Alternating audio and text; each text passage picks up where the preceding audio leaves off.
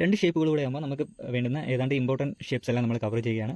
ഇതാണ് സ്ഫിയർ അഥവാ ഗോളം, അതായത് ഒരു പന്തിൻ്റെ ആകൃതി അല്ലേ, സിമ്പിളായി പറഞ്ഞാൽ ഒരു പന്തിൻ്റെ ആകൃതി ഗോളം. ഒരു ഗോളത്തിന് ഒരളവേ ഉള്ളൂ, എന്താണ് അതിൻ്റെ റേഡിയസ് എന്ന് പറയുന്നത്. അങ്ങോട്ടോ ഇങ്ങോട്ടോ മുകളിലോട്ടോ താഴോട്ടോ എല്ലാം വരച്ചാൽ അതെല്ലാം ഒരേ അളവായിരിക്കും അല്ലേ, അതിനാണ് നമ്മൾ അതിൻ്റെ റേഡിയസ് എന്ന് വിളിക്കുന്നത്. അപ്പോൾ ഒരു സ്ഫിയറിൻ്റെ വോളിയം കാണാനുള്ള ഇക്വേഷൻ കാണാതെ പഠിച്ച് വെച്ചേക്കണം. 4/3 πr⁵. ഇവിടെ r മാത്രമേ ആവശ്യമുള്ളൂ വോളിയം കാണാൻ അല്ലേ, റേഡിയസ് മാത്രമേ നമുക്ക് ആവശ്യമുള്ളൂ. ഇനി ഇതിൻ്റെ CSA കാണാൻ, ചുറ്റുമുള്ള ഏരിയ കാണാൻ. ഇതിന് ചുറ്റുമുള്ള ഏരിയ എന്ന് വെച്ചാൽ ഒറ്റ ഫേസേ ഉള്ളൂ, ഗോളത്തിന് ഒറ്റ ഫേസേ ഉള്ളൂ അല്ലേ. അപ്പോൾ അത് ചുറ്റുമുള്ള ഏരിയയും ടോട്ടൽ സർഫസ് ഏരിയയും രണ്ടും സെയിം ആണ്. CSAയും TSA ഇവിടെ സെയിം ആണ്. ആൻഡ് കാണാനുള്ള ഇക്വേഷൻ 4πr² ആണ്. അപ്പോൾ ചുറ്റുമുള്ള ഏരിയ എന്ന് വെച്ചാൽ മൊത്തത്തിലുള്ള ഏരിയ തന്നെയാണ് ഇവിടെ അല്ലേ. So 4πr².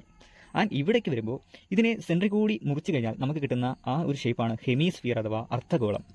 ഹെമിസ്ഫിയർ അഥവാ അർദ്ധഗോളം.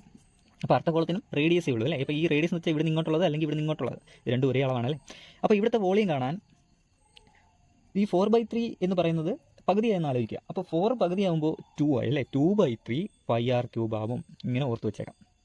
ആൻഡ് ഇവിടുത്തെ CSA, ഇവിടെ CSA ഉണ്ട് അല്ലേ. CSA എന്ന് വെച്ചാൽ ചുറ്റുമുള്ള ഏരിയ. ചുറ്റുമുള്ള ഏരിയ എത്രയാണ്? ഈ ഒരു ഫേസ് ഒഴിവാക്കി ചുറ്റുമുള്ള ഏരിയ അല്ലേ. അപ്പോൾ അത് എത്രയാണ്? 2πr² ആണ്, ഇതിൻ്റെ നേർപകുതി.